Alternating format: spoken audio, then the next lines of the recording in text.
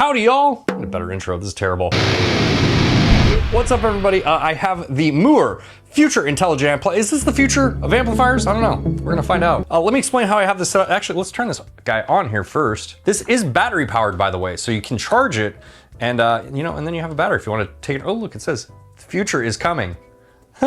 That's kind of cool. And there you go. That was actually a really quick boot time. So this does have a rechargeable battery. You can take it around with you. It's tiny, it's lightweight. Actually, let me read the specs right now. This is the Moore F15i, that stands for Future 15-Watt Intelligent Amp. It is a 15-watt stereo amp with two built-in 2-inch speakers. It features a 1.2-inch circular touchscreen. Comes with 55 amp models, each based on Moore's MNRS non-linear modeling technology. 69, yeah, nice, effect types. It has a built-in drum machine with 60 drum grooves. It has a 60-second looper. It has a built-in high-precision tuner, a rechargeable built-in lithium battery for practice on the go. On the back, we have a left and a right output jack if you want to run this into like a mixer or a powered speaker or something like that. We also have a USB Type-C port for connecting to your computer. You can use this as an audio interface or just for charging the built-in battery. It also has a 3.5mm headphone output. This is also compatible with Moore's F4 wireless foot switch. It has Bluetooth 5.0 input compatibility, so you can stream songs to this and you can practice to them. I want to touch more on this later on in this video because this is one of the features that I actually use the most. And the Future Amp can be controlled via the controls on the front panel. It also has a dedicated mobile app, the iAmp app. We'll use that in this video as well. It supports dynamic spatial enhancement technology, which dramatically optimizes audio signals in real time to enhance spatial layering. I don't really know what that means, but we'll check it out in the video. And at the time of filming this, they haven't given me a retail price on this yet, so if they do, by the time I have this up, I'll put it on the screen. Cool. Here's the first sound. It sounds like I need a tuner. Let's actually check out the high precision tuner here.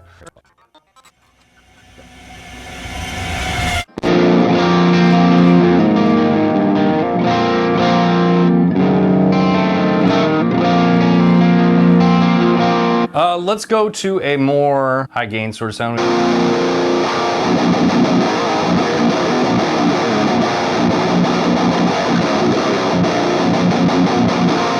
It's not super loud, if you could tell by me talking, and it's not meant to be. This is meant to be a little practice amp that you can practice along to tracks to, and it's portable. Like, that's the main feature that's awesome about it. A little anecdote here for you, some real world use experience. I did a video on their Shadow series amplifiers, which is a 30-watt stereo amp, but very similar. It has a built-in battery. It's meant to be traveled with.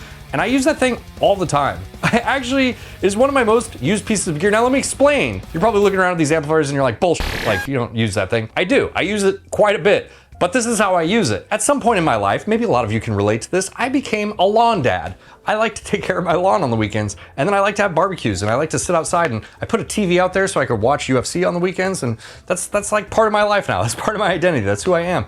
And I take that amplifier outside, and not only do I use it for the sound coming from my TV, but I actually also play guitar on it, while I'm watching TV or whatever. It's nice, it's nice to just sit there and noodle and actually have like distorted sounds or like a lead patch or something going on while you're also just, watching. Maybe you don't like UFC, and maybe UFC is a bad example. Maybe you like watching ice skating or something. I don't know, whatever your thing is.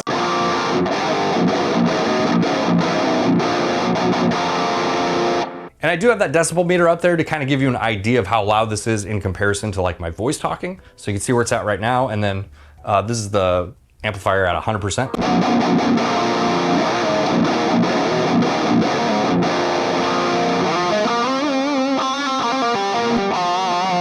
It's loud enough to practice with. It's not gonna keep up with the drum or anything. It's not supposed to. Like, that's not the purpose of this amplifier. Let's keep moving through this thing here, and then I want to connect to the app and see what we can do with the app. So we did the tuner, we did the preset. Let's go in here to the tools. Now you can also get to this just by clicking the screen if you want to use the touch screen. Let's go into the drum machine here, and we have all of our different drum machine sounds. Do we have any metal in here? Let's see. Oh, we do. Oh, we have just metronome sounds too. That's great. A lot of metronome sounds. It needs to be faster than this. I can feel the bass on this thing too. It's like vibrating quite a bit. It does have a considerable amount of low end for how small it is.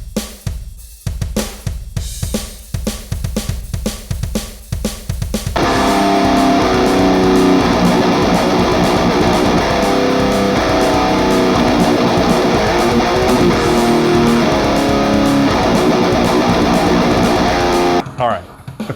I think we need to use the app here because I think we've exhausted the things we can do on the front panel. So let's go into the app. Okay, oh, we do have a lot of control over our signal chain here. I mean, it's not a crazy amount of, but it's way more than I thought. I thought you just had the presets, so I was incorrect on that. And we do have an extra block. What can we add to that extra block? We can add an EQ. I'm sure this is probably what you've become familiar with Moore. Yeah, you have pretty much the styles of amplifiers that you have come to know and love in here. Let's switch up the amp. Let's go the EV5050 distortion. I don't think we can turn our IR off. Global bypass, what does that do? Auto shutdown, lighting. Oh, you can change the little light bar setting. That's kind of cool. Okay, we have a global EQ, lyric display. I'm not sure what lyric display does. We'll have to check that out here in a second. Maybe it displays lyrics when you stream music to it. I don't know how, but that'd be cool. Virtual space. I want to turn the virtual space off.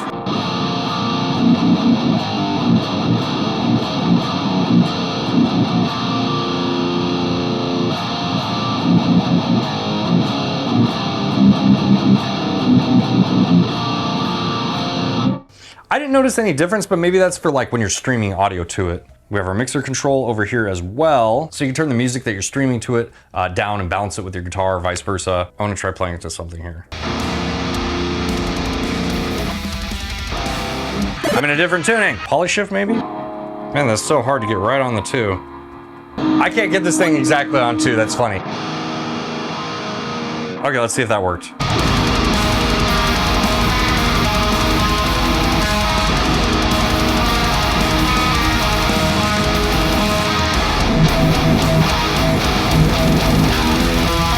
You get the point there. You can actually use the poly shift to detune your guitar to match what you're playing to. The latency wasn't bad or anything, but I could not get that to shift at exactly the 2, so it was like slightly out of pitch. I should probably test the spatial with my music so it doesn't get copyright claims.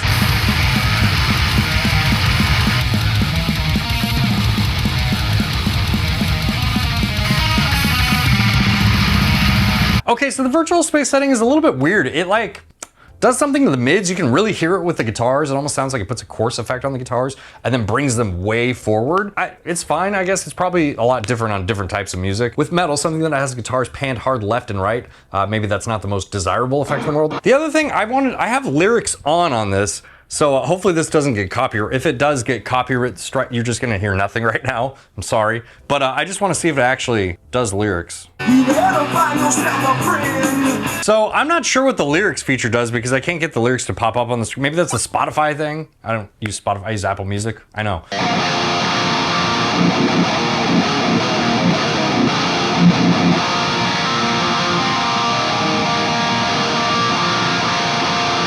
So who is this for? Let me give you another little anecdote here. It's Old Timer Taylor's anecdotes for the kids.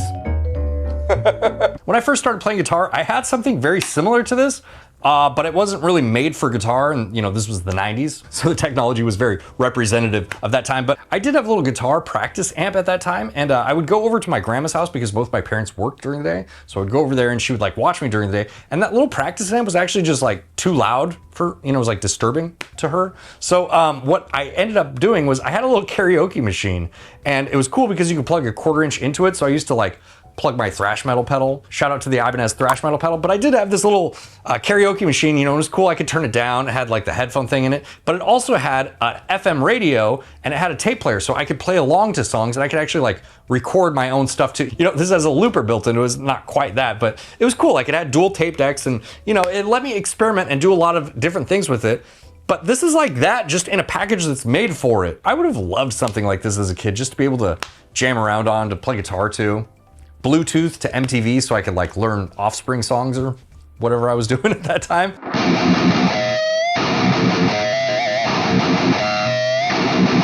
Okay, so to wrap this whole thing up here, I think this is a really cool Bluetooth speaker for guitar players. Now, let me explain that really quick. I'm sure a lot of you have Bluetooth speakers that you take with you to the beach or like on the job site or whatever, and I think that's the category of things that this falls into. However, it does have built-in guitar effects and stuff too, which is cool for guitar players. So I wouldn't look at this as like an amplifier that you are gonna buy to replace an amplifier. So that's not really what it is. It's a Bluetooth speaker that just has a lot of cool built-in guitar effects. Now with that being said, where does it fall into Moore's line of things? Because they already have something very, very similar to this. It just doesn't have the built-in touchscreen. This is definitely like an upgrade in terms of its features and its functionality, but it's a lot similar to the Shadow series amplifiers that they released before. So, you know, I mean, do you need those features? Do you want one over the other? This is really common with Moore. They release a lot of products that kind of overlap with other products that they already have. So if that's confusing to you, which is understandable, it's kind of confusing to me, I would describe this as, you know, it has the built-in touchscreen, a lot of the same features, but more functionality with the built-in touchscreen. If you don't need that, then they have their Shadow series amplifiers, 30 watt obviously being the louder version of the 15 watt being more portable and lightweight. There you go. All right, thank you to Moore for sending this out to me to demo for you guys. Thank you for being here. I really appreciate every single one of you. If you like this video, be sure to hit the like button. If you like what I do here on this channel, consider subscribing or being massively overpowered and joining these fine fellows over here on Patreon, and I will see you in the next video. Bye.